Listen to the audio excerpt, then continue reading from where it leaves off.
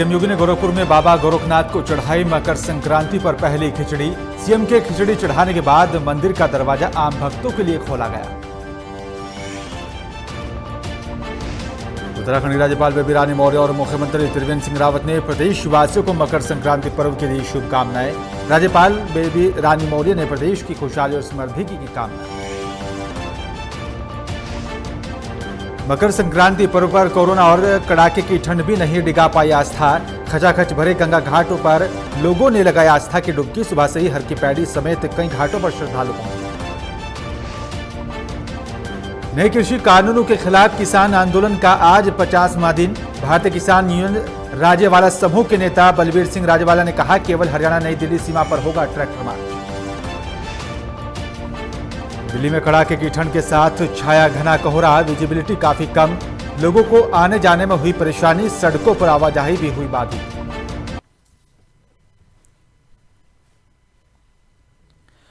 नमस्कार, मैं हूं बिलाल मलिक और आप देख रहे हैं लोकमंच। और बुलेटिन में सबसे पहले बात करेंगे बिजनौर की। बिजनौर से इस वक्त की बड़ी खबर आ रही है। आपको बता दें कि तेज रफ्तार कार ने सीओ की गाड़ी को टक्कर मार दी। हादसे में सीओ सहित 4 लोग घायल बताए जा रहे हैं। घायलों को जिला अस्पताल में भर्ती कराया गया। बिजनौर के थाना कोतवाली शहर के पेदा इलाके का यह पूरा मामला है, जहां पर सीओ की गाड़ी को टक्कर मारी गई और इस हादसे में 4 लोग घायल बताए जा रहे हैं। इस वक्त की बड़ी खबर आपको बता रहे हैं। बिजनौर से तेज रफ्तार कार ने सीओ की गाड़ी को टक्कर मारी और हादसे में सीओ सहित 4 लोग घायल बताए जा रहे हैं। घायलों को अस्पताल में भर्ती करा दिया गया है। कोतवाली शहर के पेदा इलाके का यह पूरा मामला है, जहां पर यह हादसा हुआ। सीओ की गाड़ी को तेज रफ्तार कार ने टक्कर मारी है, जिसके चलते सीओ सहित 4 लोग घायल बताए जा रहे हैं। और बताया जा रहा है कि जिस वक्त यह हादसा हुआ, कार तेज गति से थी, जिसके बाद जो है कार ने सीओ की गाड़ी को टक्कर मारी और इस हादसे में सीओ सहित 4 लोग घायल बताए जा रहे हैं। घायलों को जिला अस्पताल में भर्ती करा दिया। यहां पर उन सभी का इलाज चल रहा है। बिजनौर के थाना कोतवाली शहर के पेदा इलाके का यह पूरा मामला बताया जा रहा है, जहां पर यह हादसा हुआ। तेज कार ने सीओ की गाड़ी को टक्कर मारी और इस हादसे में सीओ सहित 4 लोग घायल बताए जा रहे हैं।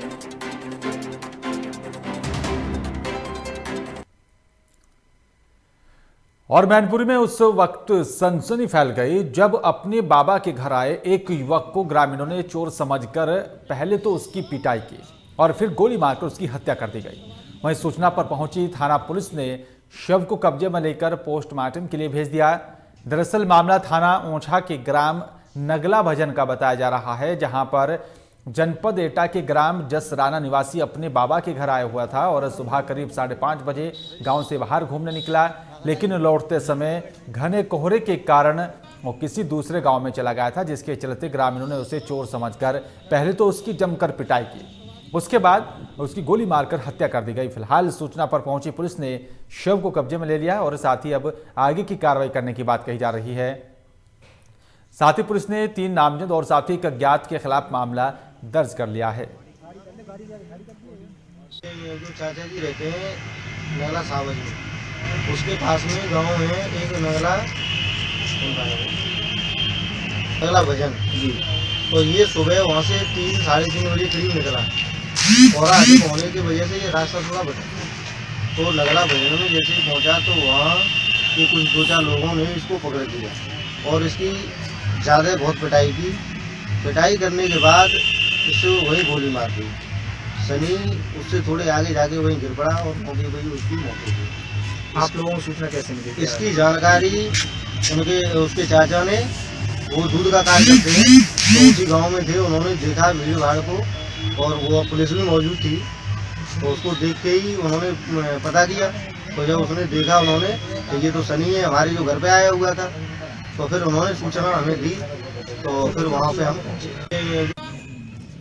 और इस खबर पर तमाम जानकारी के लिए अभिषेक जैन हमारे संवाददाता फोन लाइन पर जुड़ गए। अभिषेक, एक युवक को चोर समझकर उसके साथ पहले मारपीट की गई, फिर गोली मारकर हत्या कर दी गई, क्या है पूरा मामला और इस पूरे मामले में क्या कोई ताजा अपडेट मिल पा रही है?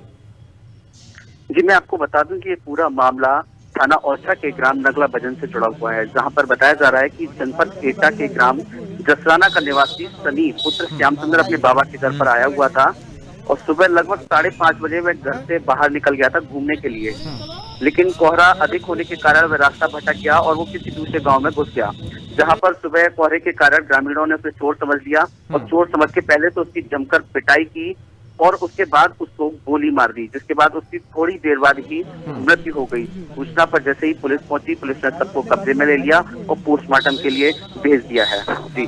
लेकिन अभिषेक, ऐसे लोगों को कौन हक देता है कि वो ऑन द स्पॉट फैसला करे? चोर समझकर मारपीट करना समझ में आता, लेकिन गोली मारकर हत्या कर देना, ऐसे लोगों के खिलाफ क्या कार्रवाई होनी चाहिए और किस तरह से अभी तक को जो है कार्रवाई की गई है?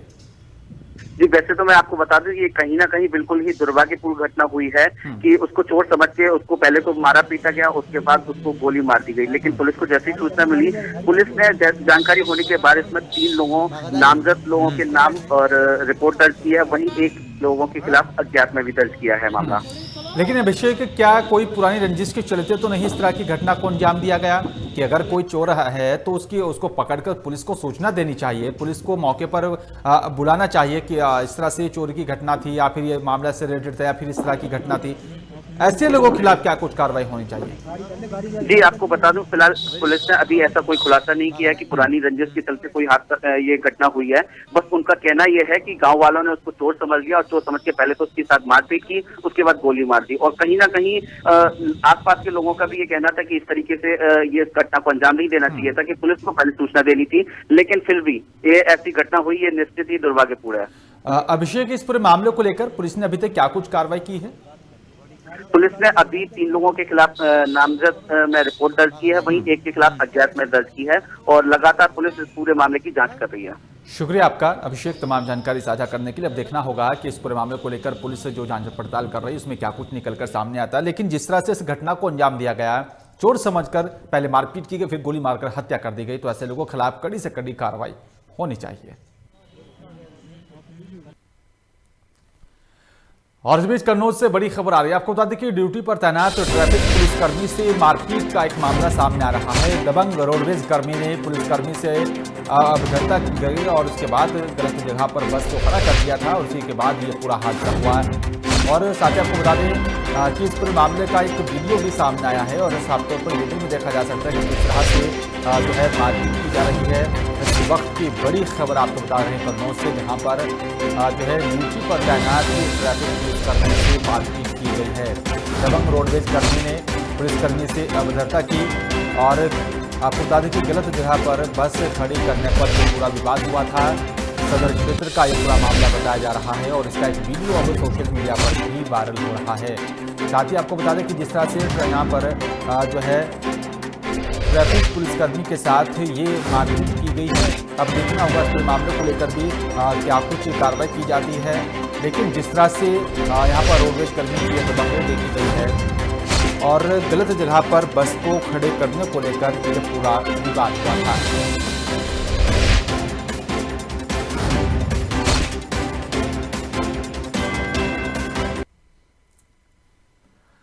और इस बीच कानपुर से बड़ी खबर आ रही है। आपको बता दें कि एक बार फिर से कोहरे का कहर देखा गया है। 2 अलग अलग जगहों पर दुर्घटना में 2 लोगों की मौत हुई है।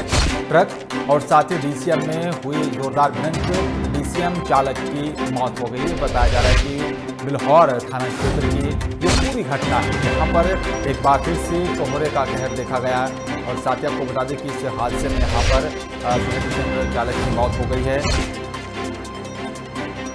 कानपुर से इस वक्त की बड़ी खबर आपको बता रहे हैं। यहाँ पर एक बार फिर से कोहरे के चलते यह हादसा हुआ। 2 अलग अलग जगहों पर दुर्घटना में 2 लोगों की मौत हुई है।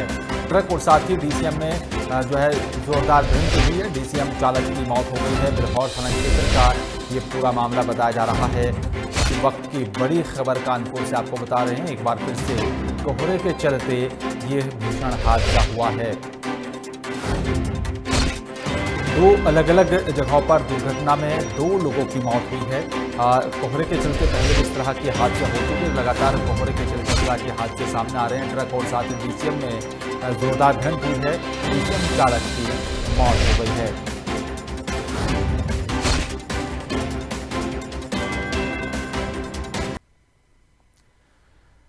लखनऊ से दिल्ली जा रहे बीजेपी सांसद साक्षी महाराज ने कन्नौज के सौरिख इलाके में कार्यकर्ताओं से बातचीत की। वहीं साक्षी महाराज ने ओवैसी की पार्टी को भी लेकर एक बयान दिया है। उन्होंने कहा है कि ओवैसी को यूपी में खुदा ताकत दे और ओवैसी ने यहां पर बिहार में बीजेपी की मदद की थी, साथ ही अब यूपी में करने आए थे और साथ ही अब बंगाल में भी ओवैसी बीजेपी की मदद करेंगे।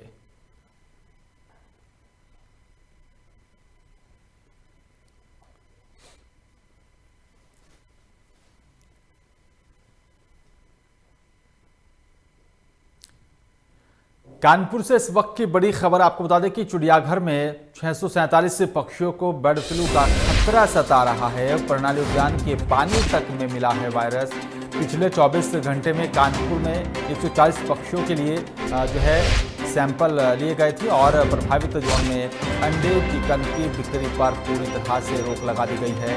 जिस तरह से लगातार बर्ड फ्लू को लेकर प्रशासन सतर्क है, लगातार वन विभाग भी कदम उठा रहा है, लेकिन जिस तरह से जो है कानपुर से ये बड़ी खबर आ रही है। आपको बता दें कि चिड़ियाघर में 647 पक्षियों के बर्ड फ्लू का खतरा सता रहा है। प्रणाली उद्यान के पानी तक में वायरस मिला है, जिसके बाद प्रशासन सतर्क हो गया है और पिछले 24 घंटे में कानपुर में 140 पक्षियों के सैंपल लिए गए और प्रभावित जोन में अंडे चिकन की बिक्री पर पूरी तरह से रोक लगा दी गई है। इस वक्त की बड़ी खबर आपको कानपुर से बता रहे हैं, जहां पर एक बार फिर से चिड़ियाघर में 647 पक्षियों के बर्ड फ्लू का खतरा सता रहा है, क्योंकि जिस तरह से प्रणाली उद्यान के पानी तक में वायरस मिला है और इस वायरस के मिलने के बाद कहीं ना कहीं खतरा बढ़ता हुआ नजर आ रहा है और जिसको लेकर एक के बाद एक कदम उठाया जा रहा है।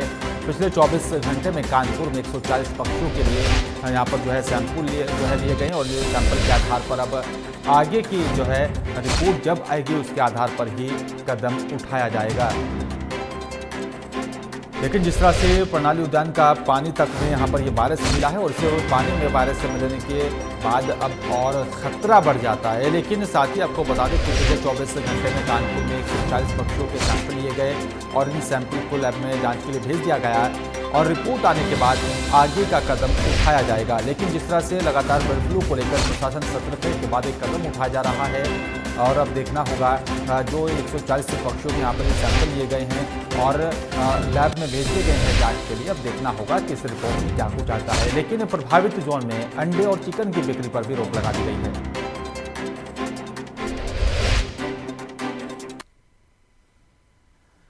कानपुर में कोरोना वैक्सीन की पहली खेप पहुंच चुकी है, जिसको लेकर यहां पर कड़ी सुरक्षा व्यवस्था की गई और इसी बीच काशीराम हॉस्पिटल तक पहुंचाया गया, जहां जिला प्रशासन और साथ ही शासनिक अधिकारियों की तरफ से भारी सुरक्षा व्यवस्था के इंतजाम वहां पर किए गए।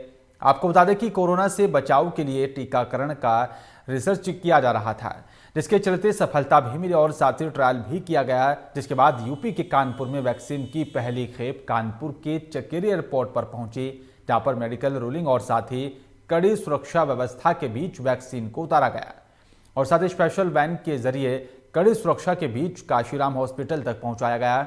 जिसकी जानकारी देते हुए यहां पर कानपुर के सीएमओ अनिल मिश्रा ने बताया कि वैक्सीन के आने के बाद काशीराम में रखवा दी गई है।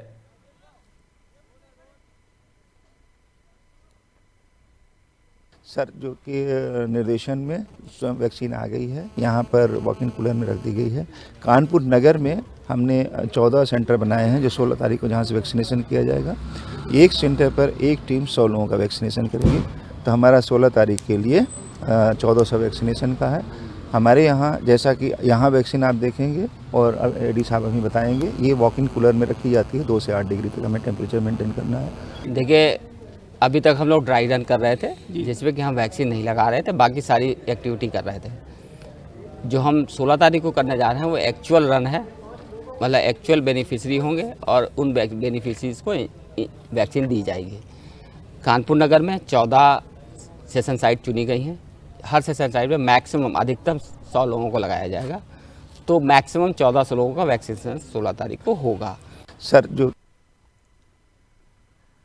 नोएडा से इस वक्त की बड़ी खबर आ रही है। आपको बता दें कि पुलिस सुरक्षा में मुठभेड़ से नोएडा लाई जाएगी वैक्सीन की पहली खेप। सुबह 10 बजे ही स्वास्थ्य विभाग की टीम मेरठ के लिए रवाना हो गई थी।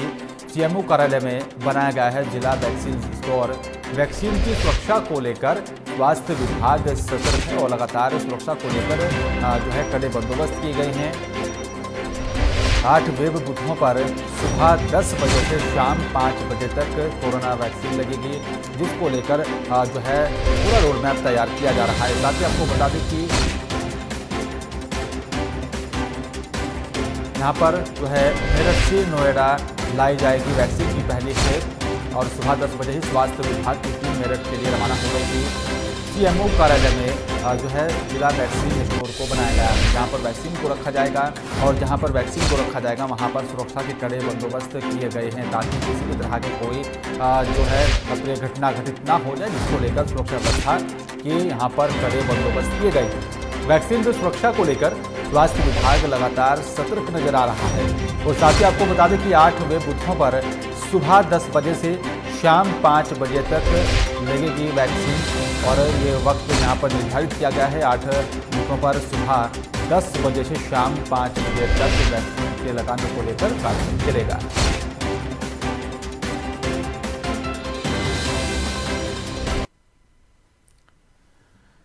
गोरखपुर में बाबा गोरखनाथ को मकर संक्रांति पर पहली खिचड़ी उत्तर प्रदेश के मुख्यमंत्री और साथ ही गोरक्षा पीठाधीश्वर महंत योगी आदित्यनाथ ने बृहस्पतिवार को भोर के समय 4 बजे चढ़ाई है। उसके बाद उन्होंने नेपाल नरेश को भी खिचड़ी चढ़ाई। सीएम के खिचड़ी चढ़ाने के बाद मंदिर का दरवाजा आम भक्तों के लिए भी खोला गया और इसी के साथ खिचड़ी मेला भी यहाँ पर प्रारंभ हुआ है। सीएम योगी ने पूजा अर्चना और साथ ही खिचड़ी चढ़ाने के बाद लोगों को मकर संक्रांति की शुभकामनाएं दी और साथ ही उनकी खिचड़ी चढ़ाने के बाद नेपाल राजवंश की भी ओर से आई खिचड़ी को चढ़ाया गया। फिर आमजन की खिचड़ी चढ़ाए जाने का सिलसिला शुरू हुआ और अब पूरे जो है 1.25 महीने तक लोग आस्था की खिचड़ी बाबा गोरखनाथ को अर्पित कर सकेंगे। आज मंदिर में पूरे दिन खिचड़ी प्रसाद बटेगी, भंडारा होगा और साथ ही आपको बता दें कि मंदिर के बाहर पहले से भी भारी संख्या में उमड़े भक्तों ने दरवाजा खुलते ही मंदिर में खिचड़ी चढ़ाना शुरू कर दिया था। एक तरफ भक्त खिचड़ी चढ़ा रहे थे तो दूसरी तरफ कतार लगे लोग यहां पर गुरु गोरखनाथ का जयकारा लगा रहे थे और भीषण सर्दी का भी भक्तों पर कोई असर नहीं पड़ा है। हाथ में चावल दाल की यहां पर पोटली लिए भक्त गोरखनाथ का लगातार जयकारा लगाते हुए नजर आए हैं। मकर संक्रांति का पावन पर्व है। मैं पूरे प्रदेशवासियों को मकर संक्रांति की हार्दिक बधाई और शुभकामनाएं देता हूं। मकर संक्रांति का यह पर्व जगत पिता सूर्य की उपासना का पर्व है। मकर संक्रांति का पावन पर्व है। और इस खबर पर तमाम जानकारी के लिए अविनाश हमारे संवाददाता फोन लाइन पर जुड़ गए हैं। अविनाश, आज सीएम योगी ने बाबा गोरखनाथ को खिचड़ी चढ़ाने पहुंचे और उसके बाद दरवाजा भी आम भक्तों के लिए खोल दिया गया है, तो किस तरह का पूरी व्यवस्था थी, किस तरह का पूरा कार्यक्रम रहा? रही है और 4 बजे भोर में जो है बाबा गोरखनाथ के जो पहले पूर्वज थे वो खिचड़ी चढ़ाते थे। अब इस समय बाबा जो सीएम योगी हैं वो खिचड़ी चढ़ा रहे हैं और इस कार्यक्रम के बाद सुरक्षा व्यवस्था भी 4 चौकस की जाती है। जब सीएम योगी खिचड़ी को चढ़ा देते हैं और भक्त जो है लाइन लगा करके खड़े रहते हैं अपने अपने खिचड़ियों को चढ़ाने के लिए, उसके बाद जो है लोग गेट खुल जाता है दरवाजा, उसके बाद सारे लोग अपने अपने खिचड़ियों को चढ़ाते हैं और जो है कि एक क्रम से, और सुरक्षा व्यवस्था जो है 1 नंबर की होती है ताकि कोई विवाद न पैदा हो सके। बिल्कुल, लेकिन अवनीश, जिस तरह से कोरोना काल चल रहा है, दूसरी तरफ कड़ाके की ठंड पड़ रही है, तो किस तरह की वहां पर व्यवस्था की गई है और किस तरह से श्रद्धालु वहां पर पहुंच रहे हैं?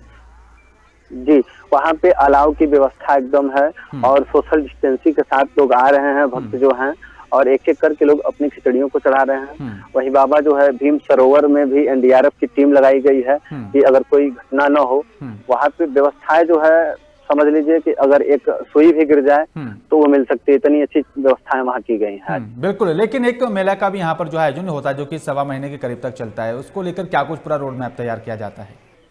जी, जैसे जहाँ खिचड़ी चढ़ाई जाती है गोरक्ष मंदिर से, वहाँ से कुछ दूर पे मेला परिसर बनाया गया है और वहाँ भी व्यवस्थाएं 4 चौकस है, कोई घटनाएं नहीं हो पाती हैं सुरक्षा के दृष्टिकोण से। शुक्रिया आपका अवनीश, तमाम जानकारी साझा करने के लिए।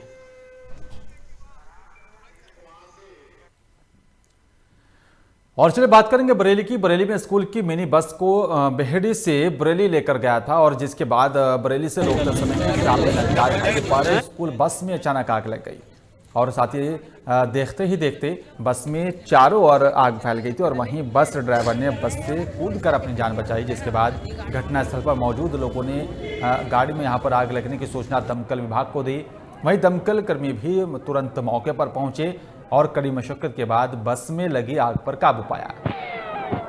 इस दौरान हाईवे पर ट्रैफिक जो है जाम हो गया था और जिसके वजह से वहां पर लोगों को आने जाने में भी काफ़ी परेशानियों का सामना करना पड़ा।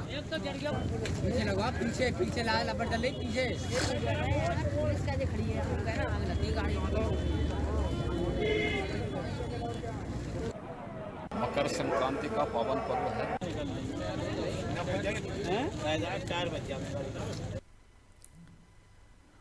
और फिलहाल इस बुलेटिन में मेरे साथ सिर्फ इतना ही। बाकी तमाम खबरों के लिए आप देखते रहिए लोकमंच। नमस्कार।